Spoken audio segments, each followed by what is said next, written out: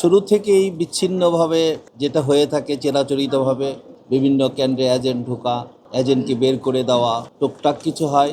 তো সেগুলো আমরা আমাদের মনিটরিং সেল থেকে এবং সংশ্লিষ্ট জেলা কমিটির রিটার্নিং অফিসার, সহকারী রিলেটিং অফিসারের সাথে আলোচনা সাপেক্ষে সেগুলো সলভ করা হয়েছে।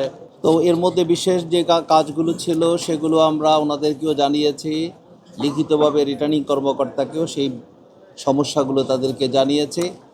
সেই লিখিতগুলোই আজকে আমাদের সম্মানিত সচিব মহোদয়ের কাছে আমরা আমাদের কমপ্লেনগুলো রেখে গেছি, যেটা সিএসসির কাছে তিনি পুট আপ করবেন। এর মধ্যে সবচেয়ে বেশি যেই সমস্যাগুলো আমাদের চোখে এসেছে সেই জেলাগুলোর মধ্যে পটুয়াখালী 1, পটুয়াখালী 4, পটুয়াখালী 3, ঝালকাঠি 1, ঝালকাঠি 2, ভোলা 1, ভোলা 4, লক্ষ্মীপুর 1, লক্ষ্মীপুর 4, এইগুলোই ছিল সবচেয়ে বেশি।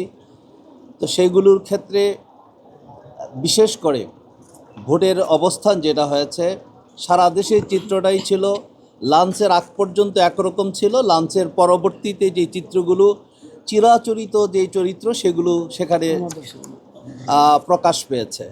বিশেষ করে আমরা যেটার জন্য যে নির্বাচন আমরা দাবি করতে চাচ্ছি সেটা হচ্ছে পটুয়াখালী 1 অর্থাৎ মির্জাগঞ্জ উপজেলার আমরাগাছিয়া এবং মাধবখালী 2টা ইউনিয়নে আমাদের নয় এবং সংশ্লিষ্ট যারা ছিলেন অনেকদেরকে তারা কমপ্লেন করেছে বিভিন্ন রাজনৈতিক দলের, সেখানে বিএনপি ছাড়া আর বাকি সবকে বের করে দিয়ে রিটার্নিং কর্মকর্তা সেখান থেকে সেই কাজগুলো তখন আমরা যেখানেই করেছি আমরা কোথাও আর হেল্প পাইনি, যে জন্য তারা সে একচাটিয়া যেটা নির্বাচনের যে চরিত্র পৈশাচিকতা সেটা তারা করেছে। সেই জন্য আমরা মির্জাগঞ্জ উপজেলার এই 2টি ইউনিয়ন আমরা পুনর্নির্বাচন দাবি করেছি।